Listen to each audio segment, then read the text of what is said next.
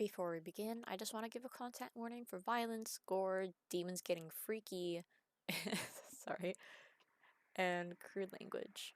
This video is not for kids. Alright, thank you. We're back. So a little while back, my friend Ransom and I sat on call for 9 hours, I believe, to watch a review of all of Has-Been. Or at least all of Season 1. Season 2 is not out yet. Don't get me wrong, it was fun, but oh my god! So, obviously, we decided to do it again. This time with Has-Been spin-off show. They came out before the official series did. Helluvaverse. Helluvaverse? Helluvaverse. There we go. Here's just a brief rundown of the show's premise in case you don't know what it is. Blitz, the O is silent, an imp, has started up a company in Hell called Immediate Murder Professionals, or IMP for short. Through IMP, he and his two employees, Millie and Moxie, two other imps who are in a sweet and loving relationship, act as assassins for hire. They also have a receptionist named Luna, who's a hellhound, and Blitz's adopted daughter. But here's the catch. They don't murder other sinners in Hell or other Hellborns. They murder humans in the living world. They take jobs from sinners who have a vendetta against somebody who may still be alive. They jump to our realm, mark their target, and get paid. The only catch is that imps aren't allowed in the human world, and therefore are making their way to Earth illegally. Pretty simple, doesn't feel like I need to lore dump right off the bat like I did with Has-Been, which is funny because this show was made so they could expand on the Helluvaverse's lore. Just a warning, this video isn't going to be as long as a Has-Been video, and definitely not as long as our Season 2 review for Helluvaverse. It's just a little precursor to what's to come. Our note-taking is basically the same as last time. We're not gonna be marking down the musical stuff because, honestly, the musical numbers, they're good, they're really good in this show. They're not as important as they are in, say, Season 2 or Has-Been Hotel, but we will be taking note of the pillar beats. Is there much of a point to us taking note of the pillar beats? No, but it helps me improve my writing, or at least in my head it does. So, in case you don't know what the pillar beats are, we have the ordinary world, which is as it sounds. It's their life before the inciting incident, which is what brings them into the main story. It's gonna be the same thing for most of the episodes. They get a call, they're like, hey, do this job for us. They go, okay. After the inciting incident, we have the first act turn, which is just them entering the world of the story. At the midpoint is when the story takes a shift and it's out of the character's control. I used this example last time for the Has-Been video. For example, let's use a rom-com. A midpoint would be the main character's partner breaking up with them, because that is completely out of their control. The next step would be the second act turn, and usually the second act turn is also combined with All Is Lost. It's when the story takes another shift, and everything seems to be going downhill. They're at the worst point in the story. And then the climax is the character's final decision. Say, they have to choose between sparing the villain or killing him. If throughout the whole story the main character has been struggling with showing restraint, this final decision would nail into the coffin the character development and they would choose to spare them. An example of a climax would be Aang's final decision to not kill the Fire Lord like he had been told to do throughout the series, but spare him and just steal his bending abilities. And then the resolution is just, oh, we're all living happily ever after, woo! And yeah, those are just the notes I'll be taking. I'll also be taking notes on things I'll be questioning and just general notes. But yeah, are you ready? Let's jump straight into the pilot.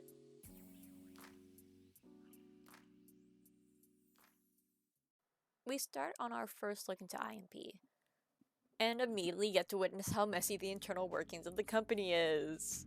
We quickly learn that they're hitmen for sinners and can travel into the human world and are decent at it. We also learned that Blitz spent a good portion of their money to get a commercial to run on a channel nobody watches. We get to watch the commercial and also get to witness IMP accidentally injuring a child. Like, nearly fatally injuring him. He would have died. They don't want to pay for the kid's medical bill, so they steal his body and run off to hell.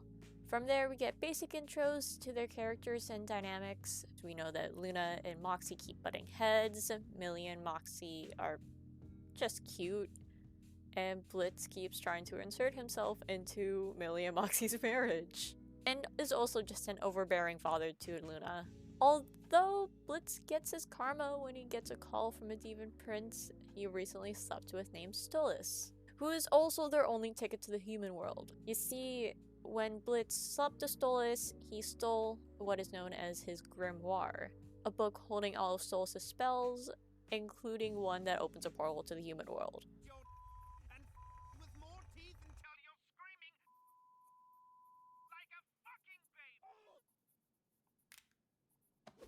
Forgot what early Stolas was like. Yeah, he's been toned down a lot. And then you know that bridge over the freeway? It probably Shit on to it. Look, the point is, like Luna the is a show's valued detriment. member of our family, and we don't Yeah, get rid of I family. think We aren't a family, sir. You are the boss. We are because the employees. they kept Don't that treat her bit like she's some for troubled 2 more teenager. episodes and then She's they more dropped like it a completely. meth-addicted homeless woman you let man the phones. That is offensive. I wonder why. Without homeless people, I wouldn't have half the joy Maybe after I they wanted to joined take this their life. relationship more seriously. Yeah, that's fair. While we are on the subject But it of would family, make sense can you with all of stop Blitz's finding me a feelings silly towards Stolas if they outsider kept it who going. That's true. It was still kind of there, it's just the censored swearing was taken away. Yeah. Let's fu- Hijinks ensue throughout the episode. The kid turns out to be alive, insults them, but quickly shuts up when they learn he was their actual target. Like, he genuinely shuts up because Blitz shoots him. And we end on a group hug as they dispose of the kid's body. I do like that they kill the child the first episode. It, like, really shows the lengths. Yeah. We don't see, like, them not caring this much after, except for the next episode. Yeah. You know, even though this kid was a target, We're doing the rating system again. Oh, wait, the 7 pillars! Yes, the 7 pillars. I was not paying attention to that at all during this episode. Okay, Ordinary World, they're meeting. Exciting incident. Their current job, the one that they went on where they shot the kid. Yeah, and they're agonizing over having the right target or not. Well, not agonizing. First act term is them escaping the hospital and going back to hell, or was it them when they entered the hospital? I think this episode had the same problem I had with Has-Beens, where there wasn't really time to breathe in between things. Yeah, like everything is so packed Fast. together. And they Yeah, just and want you to get to know everybody. Do you think their job was also the first act turn because it was them introducing us to the real world? That would make sense, yeah. And then the midpoint would be Stolas' like the introduction. hospital room. Oh, Stolas is, yeah. Second act turn. That would be the kid telling them all that they're assholes. The kid's alive, and then climax would be the reveal. It also means they didn't get paid on that job since kids are For free. free. Rating. For a pilot, it's pretty good. It's pretty, yeah, it's better than the Has-Been pilot, and it was shorter. But the thing is, compared to the other episodes, Yeah. I think it's funny that while Has-Been's pilot was probably one of the best episodes, I think this one's one of Helluva's weakest episodes. Which makes sense. It does. And, like, it's a testament to Helluvaverse's writing. Yeah. Okay, what'd you give it? Honestly, I think I would give it a 6. Are we going back to giving it the exact same rating? Because I was also gonna give it a 6. Let's go! Let's go! If we had one more person, it could be 666 across the board.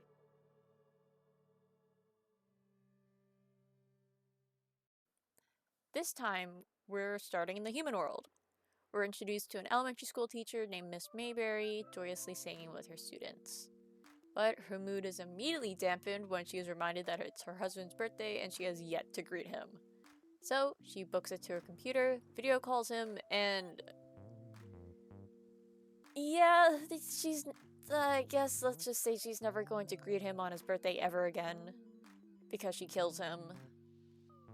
And the woman he slept with. And then herself. Except the woman her husband cheated on her with, Martha, isn't actually dead. She miraculously managed to survive Mayberry's attempted murder, and this leaves Mayberry, who is now in hell, furious, especially since Martha is now being treated as if she's a hero. So, she does the only reasonable thing to do in this situation. She hires IMP to finish the job. Moxie is extremely hesitant about taking this, as he doesn't feel the best about killing a mother. I actually do love Moxie's, like, reluctance to kill. Yeah, I mean, it was mostly just killing a family, but it gives him like a thing to struggle with, and then he also made a reference to shitty dads and mobs. Foreshadowing. But Blitz and Millie insist that he must go through with it. So the trio make it to the human world and are immediately taken down by Martha and her family, because it turns out they're like cannibalistic cultists. But before Blitz is taken, he gets a call from Stolas. A quick note: while Stolas was somewhat malicious in the pilot, his character has been super toned down. Like, everybody has been pretty consistent with their previous iterations, but Stolas has been, I don't know how to describe it, twinkified?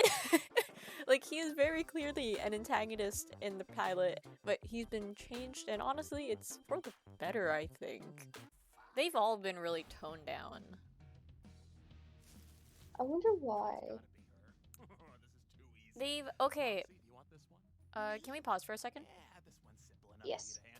Okay, so what I've noticed, I didn't want to say it because it sounds stupid, but I think Helluva is more serious than has been.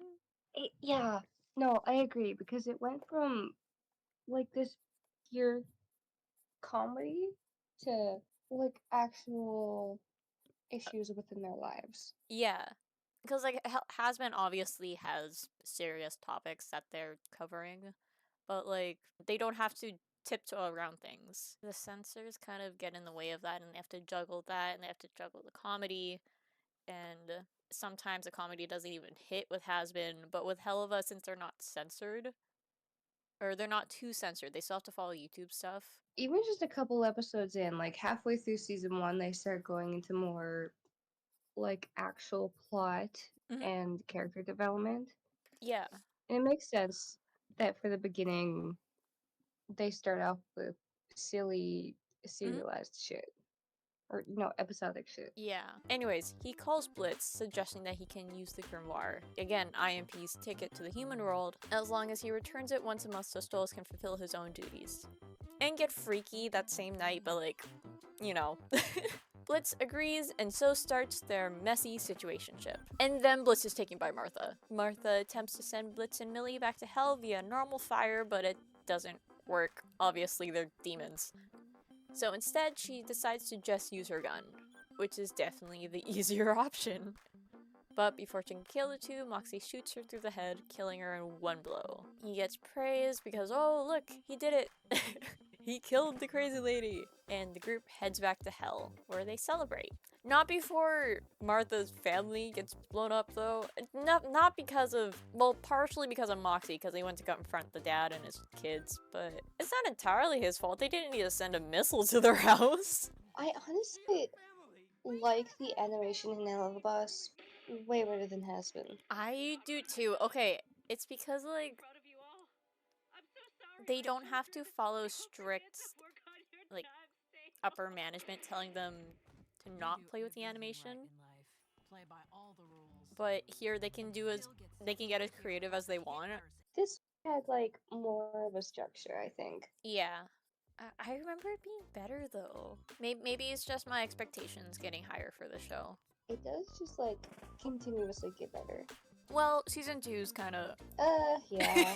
The writing is wonky. I think it's because with season 2, they're like clearly having more episodes. And the episodes are also longer.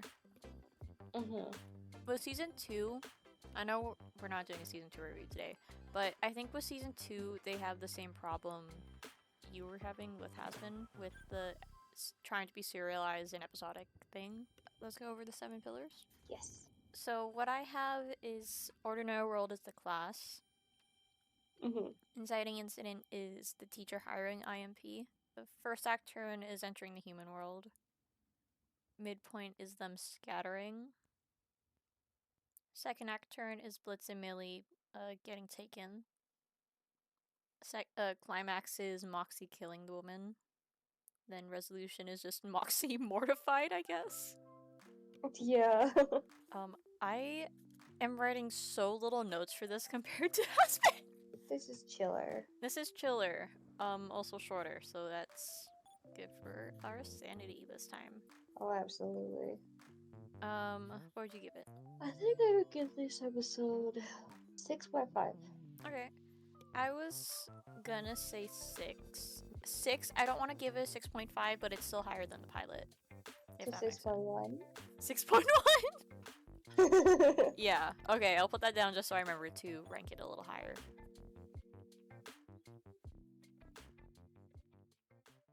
We start with a flashback earlier into Stolas' arranged marriage with his wife Stella. Two are awoken by their daughter Octavia having a nightmare, and while Stolas takes on the responsibility of helping her via a sweet little lullaby. Oh, this is when we get our first song. Yeah. And this is when Fizzarelli gets introduced. Oh shit. Smash cut to present day, and Octavia is now 17 and suffering through the aftermath of Stolas cheating on Stella. Stella screams at Stolas in the kitchen for sleeping with Blitz before stomping out, and Stolas attempts to connect with Octavia. Although it's obvious she doesn't want to talk to him. Desperate to fix at least one thing within his family, Stolas suggests he take Octavia to Lululand, as she used to love going there as a child. He doesn't give her much of a choice on the matter, as he immediately calls IMP to act as their bodyguards, as everybody wants them since they're rich and hot. Blitz is hesitant as their hitmen, not bodyguards, but is won over the second Stolas says he'll pay them. Well, why wouldn't Stolas take her to Lulu World? That's true. I guess it's closer if they go to this one, but no, wait. They live in the Pride Ring, right? I think so. And, like, can't they teleport? Yeah. They get to Lululand, Stolas immediately starts flirting with Blitz, Octavia is disgusted, and Millie and Moxie run off to do their own thing. Blitz, Stolas, and Octavia go to watch the robotic Fizzarelli perform, but not before we're shown that Blitzo actually used to work at Lululand. It's a brief blip, but it's a hint at his backstory, and that's great. Anyways, they watch RoboFizz's performance. It gets cut short when Octavia runs away and Stolas races after her, and Blitz gets into a fight with RoboFizz. Stolas has a heart-to-heart with Octavia about how he ruined their family. He tries to explain his side of the situation, but can't quite find the words, and after a quick hug, the two come to somewhat of an agreement and leave Lululand.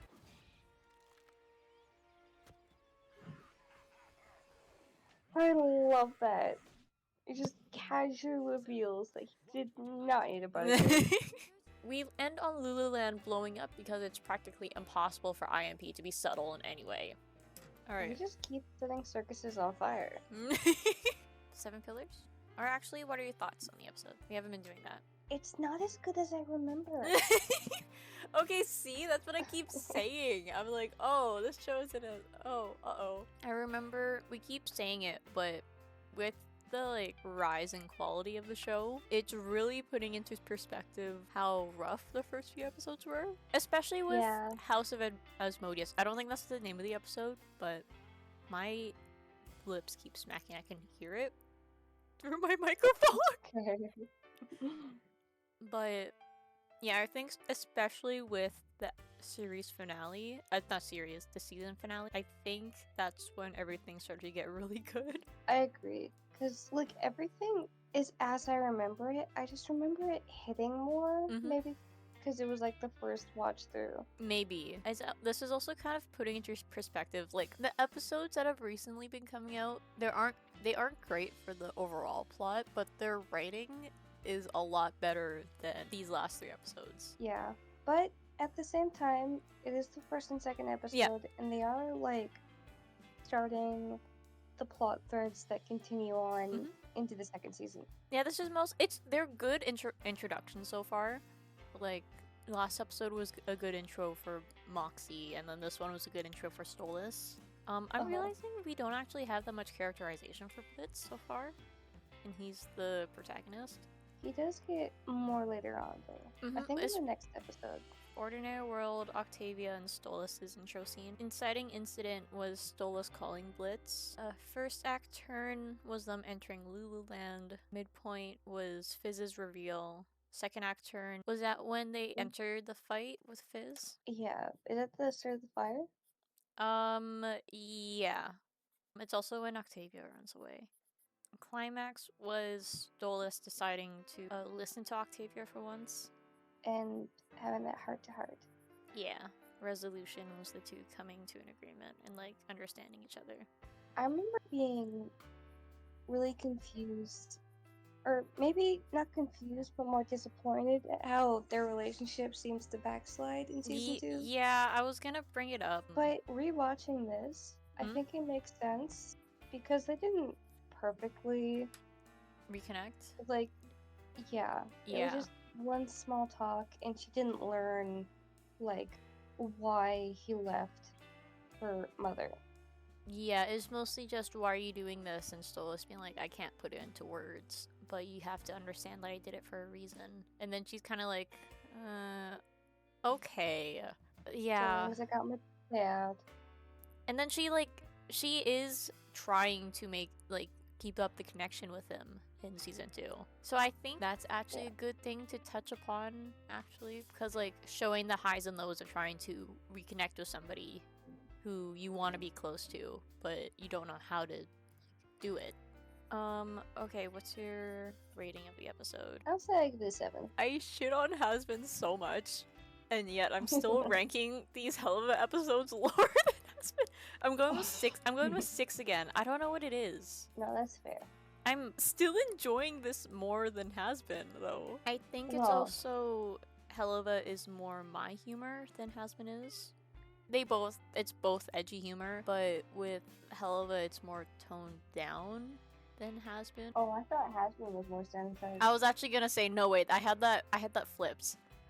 It's like Has-Been's more sanitized, they rely more on dick, fuck, bitch jokes than Helluva does. But even Helluva has it too, but I'm noticing it's not as much somehow. Maybe it's because they don't have a porn star in the main cast. Maybe. But I mean, with the way some of them act sometimes, they may as well. Yeah. Oh, Has-Been feels more childish, I think. I think that's the corporate influence.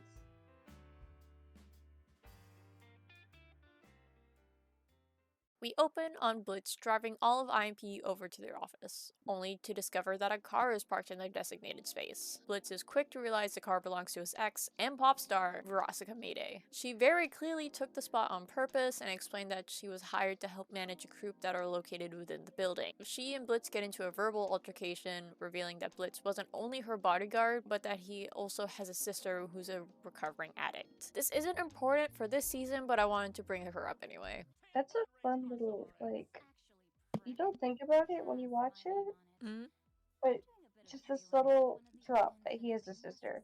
No, yeah. And, like, so much in one line. Like, not only does he have a sister, she's also in rehab and... Or, like, she has, like, a problem that she needs help with.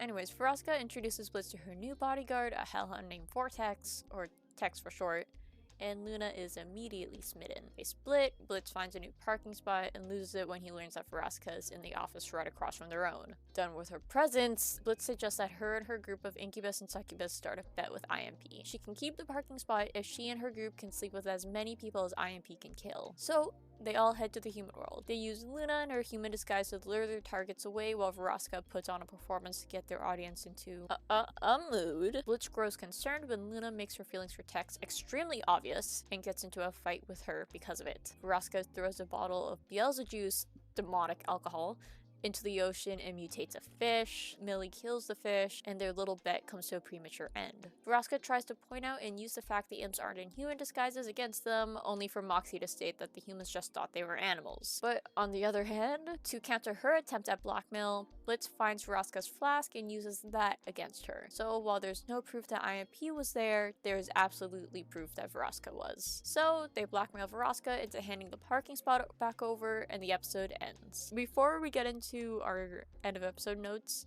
we forgot to go over the pillars, so I'll just go through them really quickly. So the ordinary world was them driving to work. Inciting incident was Vraska being parked in their spot. First act turn was entering the human world.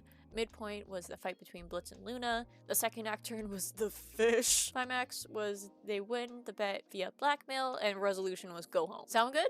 Awesome. Here's our end of episode notes. I really like it. It held. Okay, this one is the first one that's actually held up to my memory of it. Watch all 8 episodes, and you'll have like comments, more critiques. Yeah. But so far, it's just like It's just a fun It's- episodic. yeah, It's probably the fact that it's episodic. because it all works together so well. We're building on their relationships on screen. That's crazy. I think I give this one an 8. Honestly, I liked the Frost. relationship. It moved pretty fast at some points, but I feel like that's just par for the course with Helluva Boss, or like early Helluva Boss. Yeah, there's nothing to like really critique, at least not yet. Yeah, I think that's it's mostly saved for season 2. Yeah, once we dropping in like more lore, more like plot lines that'll be followed through, and it's just fun. Yeah. And it's like these are established characters, but at the same time, Rating of the episode? I am gonna give it a 7.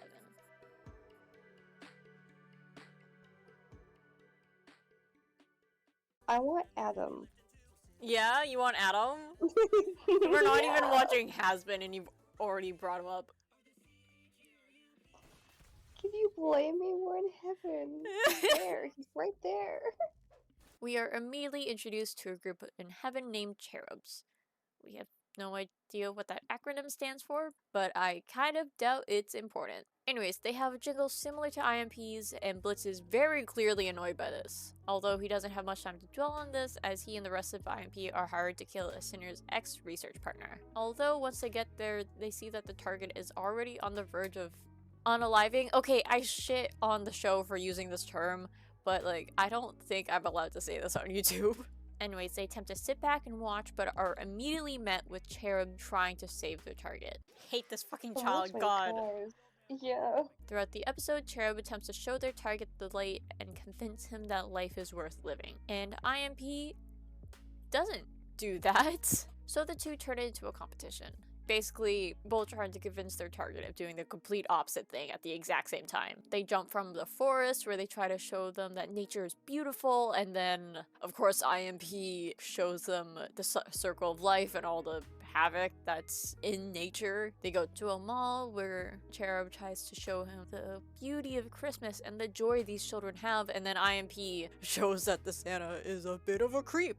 And finally, they go to an opera house where the Cherubs try to show him the beauty of opera. But the episode culminates in the Cherubs snapping at IMP for meddling, and the two groups fall into a fight that ultimately ends with one of the Cherubs accidentally killing their target. The Cherubs attempt to return to heaven, only to be denied entry due to their actions taking a human life. And not just any human life, literally the person they were sent to save. And with that, IMP returns to hell where the two scientists reunite and make amends. I'm also noticing they keep trying to use slang. They use T and commit die, and I feel like it dated itself immediately. My thoughts. Okay, so like I was dreading it because of the Cherubs. Like I remember them being not that great, and especially in the next season, they're so boring. But it was actually kind of fun. Like seeing the back and forth, the like arguments between their different worldviews was fun. The jokes were hilarious. Mm-hmm. So, like, honestly, I like this episode. Okay. If I'm honest, I didn't like this episode that much. Oh, that's okay. I remember liking it when it came out, but I don't know what happened. I think it might be all the dated stuff. So the well, dialogue yeah. comes off as cringy. I couldn't locate a solid climax to the episode. If we talk about okay, let's talk about the 7 pillars because I struggled with it towards the end. So the ordinary world is the cherub's introduction. Inciting incident, like literally every other episode, is somebody hiring them to kill somebody. First act turn is entering the human world. Midpoint is the guy realizing how bad the world is. Second act turn is the fight beginning. And then would the climax be when the guy dies? Yeah, I think the climax is when Blitz and the cherub are up top. Blitz shoots the support. The cherub shoots the support. Oh, the cherub shoots the support. The piano falls. And then they can't get into heaven. I guess that would be the climax. Yeah, I don't know. To me, it felt anticlimactic. Yeah, it did. Like, especially with the big fight. Yeah, resolution is just the aftermath of that. I'm gonna give it a 7. 7? Wait. 6.9. Okay, we're getting into the funky numbers now. 6.9? Really? Yes. Uh-huh. just for the cherubs. Just to piss them off. Oh my god. Uh-huh. Are you just gonna keep giggling about it? My god. Yeah. I'm giving it a 5. That's Fuck fair. Adam. Fuck Adam. No. No!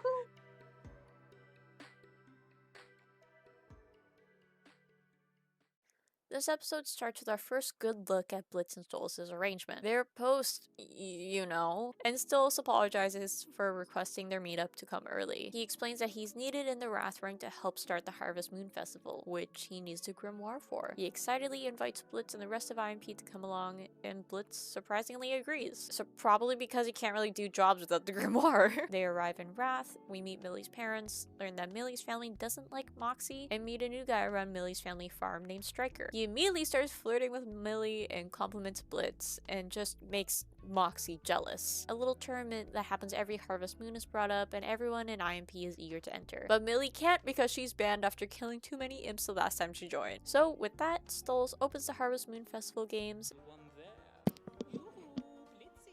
Stolas was not worried about the other imps finding out about him and Blitz. It was really not.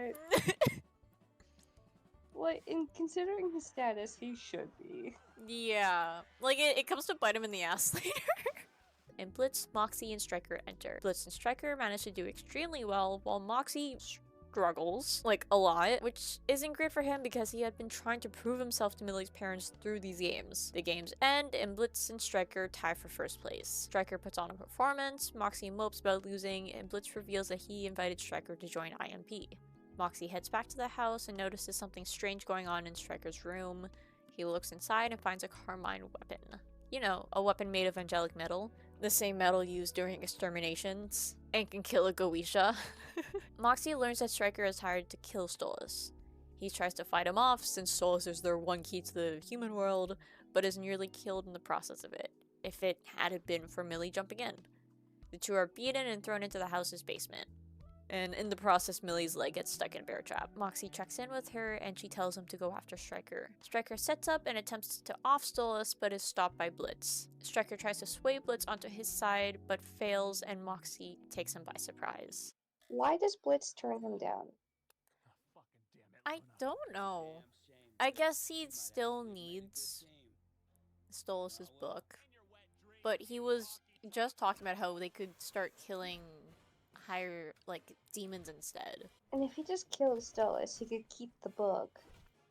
Yeah, I guess this is the first instance showing that Blitz does care about Stolas to an extent, but like, we've spent next to no time with the two of them to show that. But Luna jumps into the scene, distracting Moxie and Blitz long enough to let Stryker get away. We end on Moxie earning the approval of Millie's family and learn that Stella was the person who hired Stryker to kill Stolas.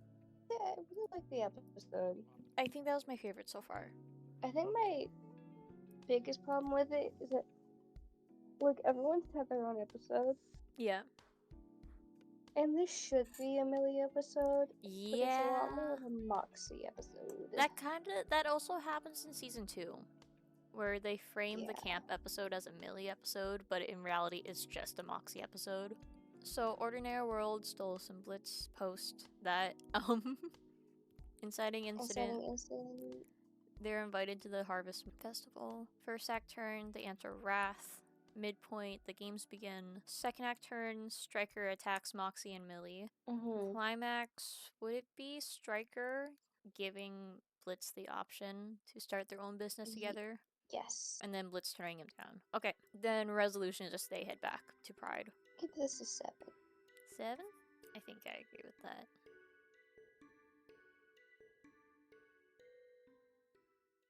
I remember really liking this episode. This one was good. I think Harvest Moon is when they start picking things up. While returning from a mission on Earth, IMP is ambushed by a group of government officials who are hellbent on proving the existence of demons. Or dorks as they're called. I cannot remember what that acronym stands for, so I'm not gonna give it to you, and I don't care enough to check. Millie manages to make it through the portal to Hell, but Blitz and Moxie are taken away. The two are interrogated by the dorks, while Millie and Luna attempt to look for them. After the investigators get nowhere with normal investigations, they decide to hit Blitz and Moxie with truth gas? It's a truth serum scenario. From there, we get a look into Blitz's psyche and learn how terrified he is of loving people and how he feels like everything is made worse just by him being in somebody's life. More specifically, the life of his exes and Stolas. Okay, so in my first watch through when this episode had first come out, I thought it was I thought it only represented the toxic aspect of the relationship and how Blitz feels tethered to Stolas out of necessity. But after like looking into it more, people have pointed out it's especially with Stolas' dialogue, where are you afraid of he said something like, are you afraid of loving somebody? Just with the way Blitz reacts to Stolas, it's not like out of embarrassment. There's a little shame, but I think that's mostly he feels lesser than Stolas, especially since he's like viewing him on a pedestal. He definitely feels lesser. Mm-hmm. Yeah, I really can't blame Blitz when he says my imbecile plaything. Yeah. And not my Blitz. Yeah, or at the very least Blitzy. We don't get anything personal from Moxie's trip, but he's able to finally confront Blitz for his self-isolating tendencies. From there, the two come to an understanding and become closer friends. Moxie's even started calling him by his name rather than boss or sir like he had been doing throughout the season. Millie and Luna quickly show up, they all take down dorks as a group with an amazing animation sequence, but are almost left trapped in the human world if it weren't for Stolas showing up. Like, you forget they're demons until this happens. Stolas brings them home, and it's revealed to the audience that dorks now have video proof of demons existing.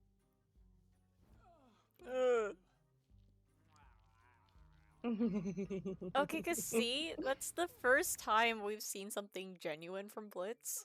So, thoughts? It's such a good episode. Yeah. They really... Yeah. Not even just for the animation, but the substance of the episode. Doing that deep dive into their psyches. I don't know what happened. I guess they were done establishing the character dynamics, so they're like, okay, we're gonna actually start telling a story now.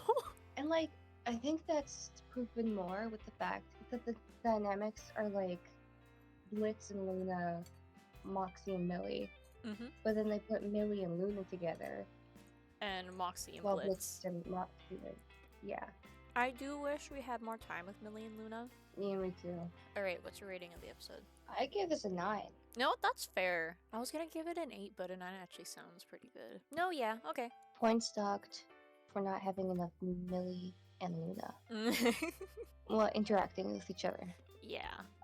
Really quick, original world post-job, inciting incident, kidnapping of Moxie and Blitz. First act turn. Is it either they wake up or is it when the hallucinations start? I think first act turn when they wake up, midpoint hallucinations start. Second act is when Millie and Luna arrive. It could be their heart to heart once they come out of the hallucinations. I was gonna say, could it be when the building is on lockdown because that's where all is lost? Oh yeah, and then the climax of Stolas. Yeah. Wink wonk. Wink, wink, wonk. Okay, wait.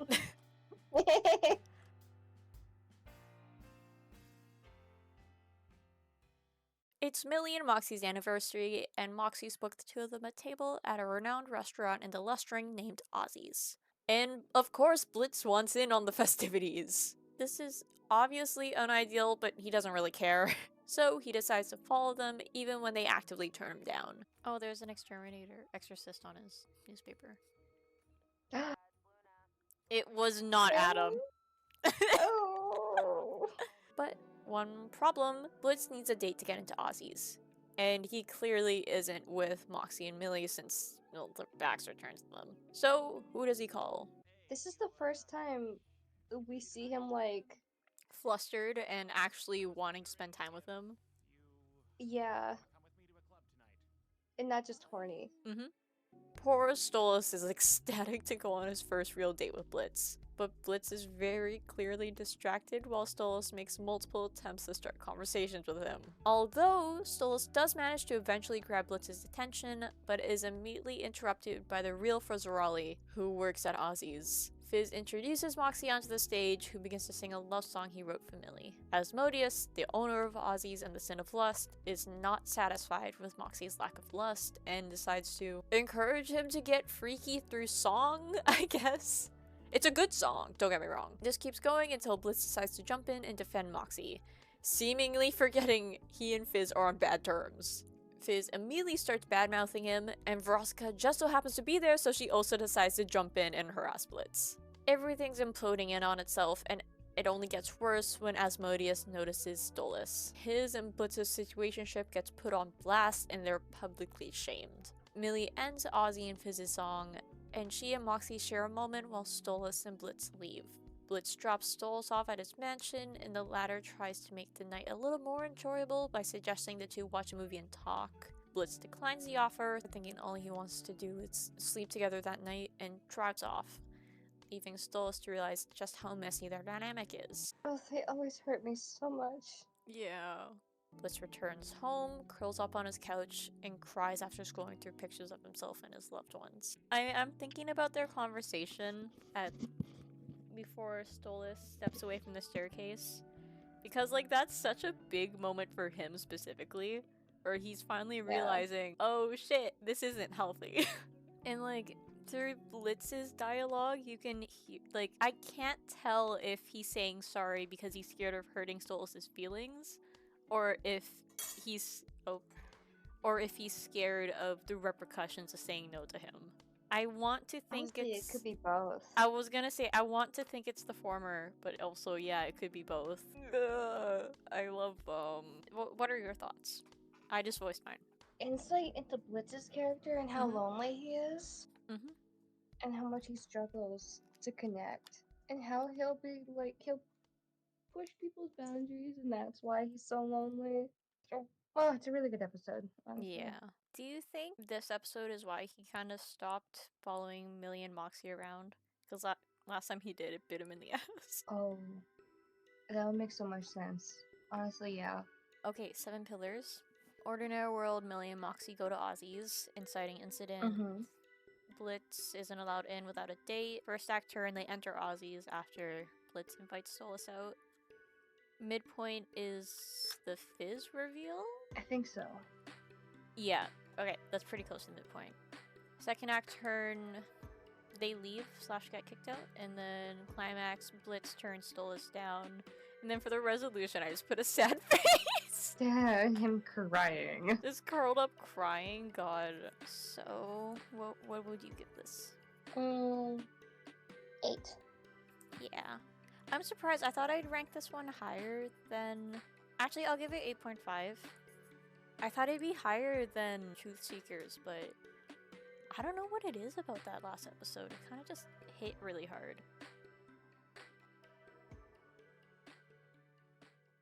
While Blitz is having the worst time ever, Tex invites Luna to a party, and she is not doing great. Honestly, I'm surprised Tex isn't with Verosika since she's making a public appearance somewhere else, but also I guess that explains why Tex wasn't at Ozzy's. I don't know. That seems a little weird, but she can also just go places without having people follow her around all the time. Anyways, Luna is stuck in a room full of people who remember her as the girl who threw up at the last party she was at, and is left in an even worse mood when she meets Beelzebub, the sin of gluttony and Tex's girlfriend. Feeling insecure, Luna calls Blitz to pick her up, and he immediately shows up for her. This is literally right after his breakdown, and he's so quick to help her, my heart. Anyways, Luna gets into the car, but before they can leave, an imp recognizes Blitz and invites him back inside. Blitz is hesitant, but Luna suggests going back after a hellhound flirts with her. Luna decided to go back way too quickly.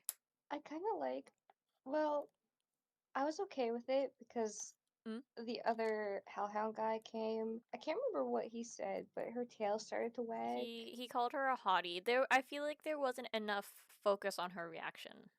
Because he said it, and then it was immediate, okay, let's go back. Blitz reluctantly agrees and says he'll only have one drink before heading out. Blitz beats Beelzebub at a drinking competition. So things are going great. There's something about Blitz continuously impressing the most powerful people in hell. I know! That is until Beelzebub takes note of how self-destructive Blitz is getting, as he not only is drinking an unhealthy amount of alcohol, but also hooking up with anybody he can. Oh, I don't want to know what I just realized. Can I pause? Yes. He just went from being shamed to being praised, so he's probably riding on, like, some sort of high right now. Oh. Like, if that makes sense? Cause, like... Oh, absolutely. He's, like, really enjoying himself right now. But at the same time, he's doing it in a way that's, like, really destructive. Beelzebub and Tex ask Luna to take Blitz home. She protests at first, but eventually complies. She practically drags Blitz away, and the two arrive at their apartment safe and sound. Blitz is so wasted he doesn't realize he's mumbling about dying alone and asks Luna if she'll be there by his side. She reassures him that she will and calls him dad for, I think, the first time in the series. With that, she tucks Blitz in and goes to bed. I'm trying to figure out the 7 pillars for that last bit, but I have Ordinary World plus Inciting Incident. Luna's invited to a party. First act turn, she enters the party. The midpoint is her calling Blitz to pick her up. Second act turn, would it be them going home or Luna going to Blitz? I think going to Blitz. And then climax is them heading home or making the decision to stop. The climax is kind of muddy. Yeah. Yeah, I guess it would be them getting home. And then throw up. Thoughts? I agree with you on, like, the fact more should have been done to get Luna to stay. My problem with this episode has always been the fact that I just did not understand her problem with Beelzebub. Yeah, because she had a thing for Tex, but they seemed to get along after she realized who she was. And she has a crush on Tex, but Beelzebub is being genuinely kind, and Luna's just taking it all wrong. Yeah. And then she doesn't have any, like, resolution with Tex or with Beelzebub. Yeah. And it just turns into a Blitz show. Yeah. Yeah, I know there was a lot of hype around this. I didn't really like it when it came out. That's fair. Yeah, there were no solid pillars, which sometimes works, but I feel like, especially after that last episode, I feel like it's a good thing this got postponed for so long. Like, if this was on a DVD set, it would be in the special features, not an actual episode. Yeah. It was the same length. Yeah, and it was a special episode, basically. Which is why they were able to postpone it for so long without hurting season 1 Not that or you season would 2. know what DVDs are, Mika. Oh my god! Yeah, what was your rating? I think rating 6.7. We are not in sync this time. I'm giving it a 5. Yeah? Yeah, we were like pretty in sync with our ratings with the Has-Been video. Not at all this time.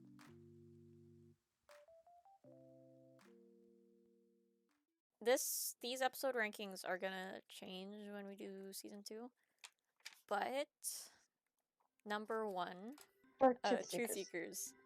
I will. Yeah, we both marked it as 9s. Okay, yeah.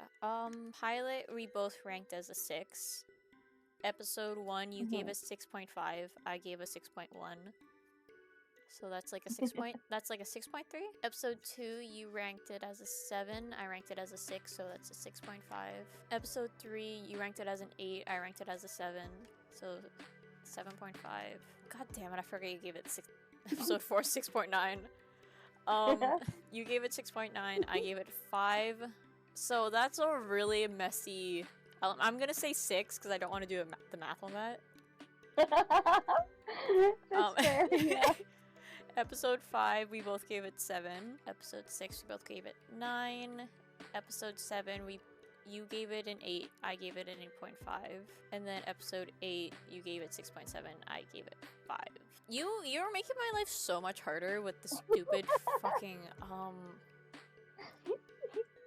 So 5.8, 5.9. So we've already marked down that episode 6 is number 1. Episode 7 be number 2?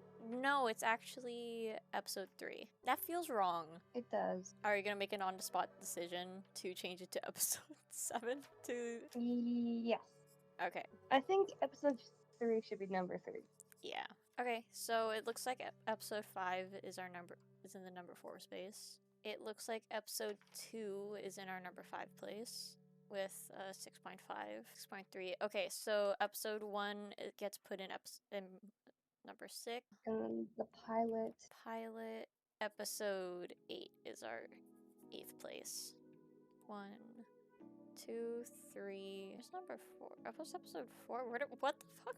Yeah, what happened with episode What happened 4? to episode 4? 5.8. I'm gonna be so real. Your funky fucking numbers. Yeah, I can chop it down. No. To a No. Too late. Too late. God. How about as like a compromise? No, I got it. I got it. God. Number 8. Number 8 is episode 4. Number 9 is episode 8. God, fuck. Wait, but that doesn't make sense. There's only 8. Oh, right. The there's 9. pilot! I'm stupid. Okay. Okay. 1 is 6, 2 is 7, 3 is 3, 4 is 5, 5 is 2, 6 is 1, 7 is the pilot, 8 is 4, 9 is 8. Okay, we did it this time because we missed one last time.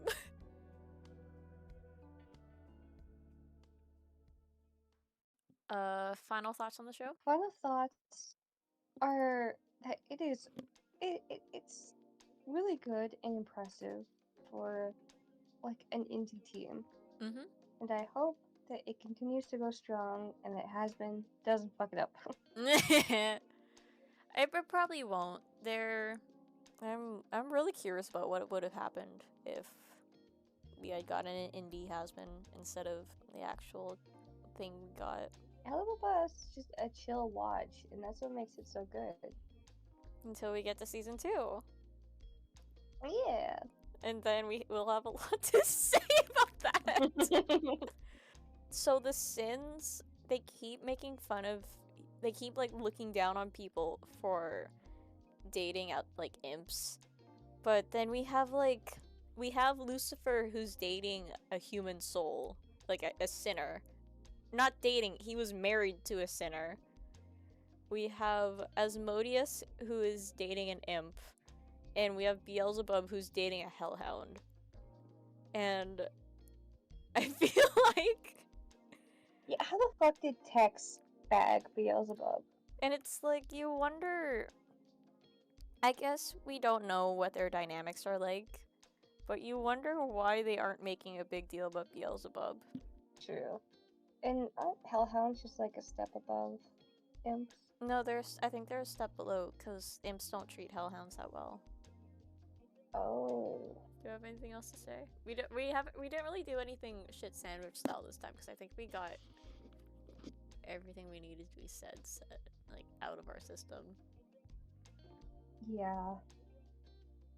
I think we said everything. Yeah. Well, season 2 is not gonna end until December. So I have a long time to get this done. Oh, brother, this guy stinks! Alright.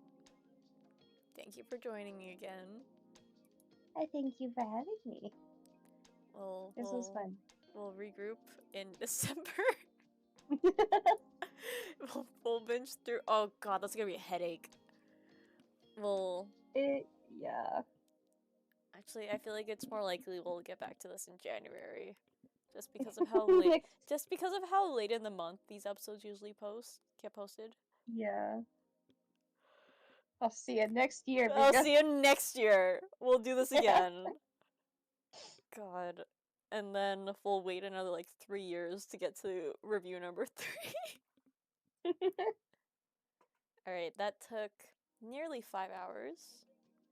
But you know what? Not as bad as last time. Not as bad as last time! I'm gonna stop recording. Say goodbye. Goodbye, chat.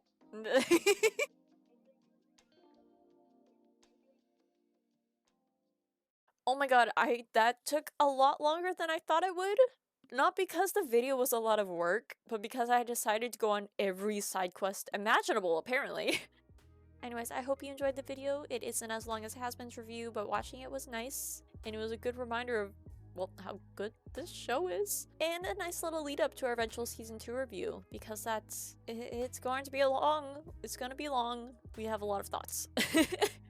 Anyways, please feel free to leave your thoughts in the comments below, like, subscribe. I make art and commentary videos, and your support would mean the world to me. I'll see you later.